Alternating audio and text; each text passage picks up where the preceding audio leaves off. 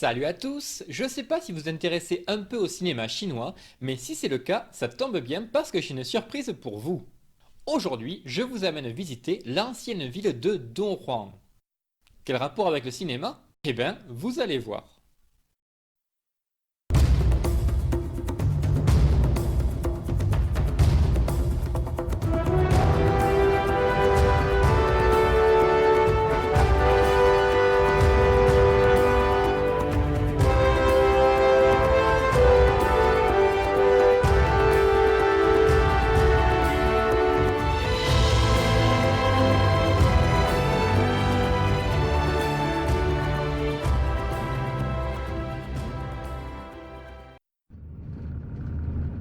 L'ancienne cité fortifiée de Donghua se trouve environ à 25 km de la ville moderne, là où commence le fameux désert de Gobi. On peut y aller directement en taxi, mais la visite est aussi prévue dans la plupart des circuits touristiques quotidiens de la région. En l'occurrence, nous on s'y est rendu en bus avec un groupe. Quand on arrive, le bus s'arrête juste devant l'imposante entrée principale où on peut admirer les remparts et différentes machines de guerre laissées là pour l'ambiance. La cité a été érigée aux alentours du Xe siècle après Jésus-Christ, durant la dynastie Song, et elle a été préservée telle quelle jusqu'à aujourd'hui, un peu comme les villages médiévaux. Attends, c'est médiéval ou médiévaux? Un peu comme les villages médiévaux du sud de la France. À la différence que la ville a été abandonnée par les habitants pour devenir une simple attraction touristique.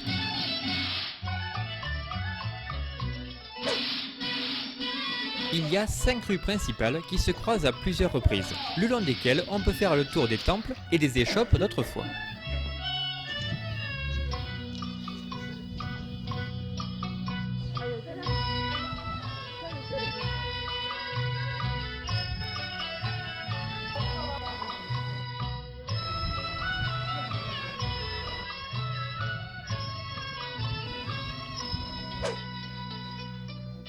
Et quand l'occasion le permet, on peut même entrer à l'intérieur des bâtiments pour mieux apprécier la déco et observer de près les bibelots de l'ancienne époque. Bon, par contre, faut avouer que voir ce genre de vieux coucou époque Indiana Jones, Nice try, Lao She! planté là au milieu de la ville, ça fait plutôt anachronique. Voilà, c'est tout pour cette fois. J'espère que vous avez apprécié la balade, parce que pour le coup, je vous ai vraiment fait marcher. Allez, on reprend, mais cette fois avec un peu plus de sérieux. Parce que si l'ancienne ville de Donghua a bien l'air de dater du Xe siècle, elle n'est pas si ancienne que ça, puisqu'en fait, elle a été créée en 1987 pour le tournage d'un film sur l'histoire de la région.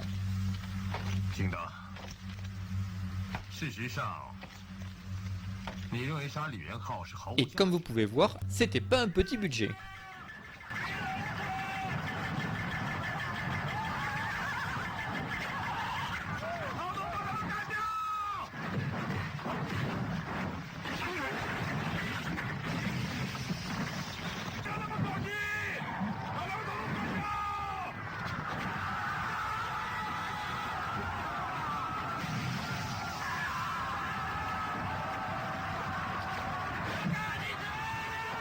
En d'autres termes, ce que je suis en train de vous faire visiter, c'est ni plus ni moins qu'un plateau de cinéma.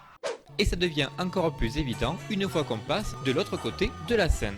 Et oui, parce qu'une fois qu'on s'éloigne un peu de la place centrale, on tombe sur des doublures de chevaux pour les cascades, tout un tas d'armes factices,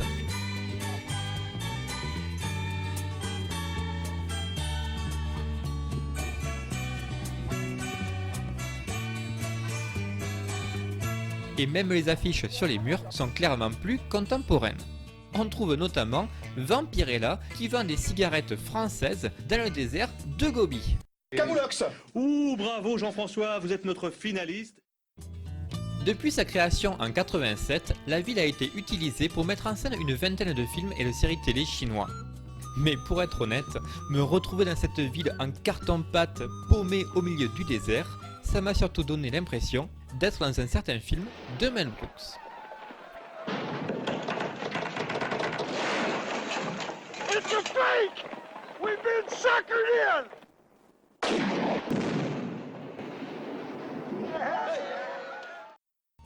En tout cas, avec ses 12 000 m² d'envergure, ça reste le plateau de cinéma le plus imposant dans toute la région nord-ouest de la Chine.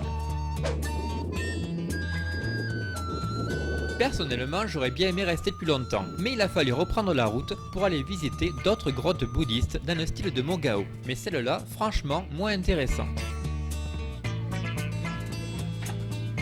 Du coup, j'ai préféré faire un tour de mon côté pour admirer le paysage, assez inhabituel, il faut reconnaître. Et pour finir, on s'est arrêté casser la croûte dans une petite oasis longée par des champs de vignes et des arbres fruitiers, ce qui est assez surprenant quand on est entouré par du sable et de la rocaille à perte de vue.